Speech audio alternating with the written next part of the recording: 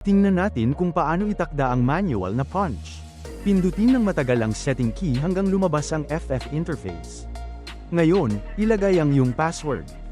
Pindutin ang OK button at pumunta sa Group 02. Upang gumawa ng manual na punch, kailangan mong itakda ang 00 sa Group 2. Pindutin ang OK, pagkatapos ay pindutin ng matagal ang back button para bumalik sa home. Ngayon, sa home interface, pindutin ang 1 button upang i-print ang buong oras ng unang shift. Pindutin ang 2 button upang i-print ang out time ng unang shift.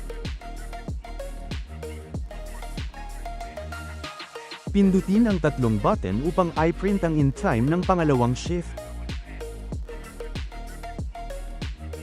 Pindutin ang 4 na button upang i-print ang out time ng pangalawang shift. Pindutin ang 5 button upang i-print ang in time ng pangatlong shift.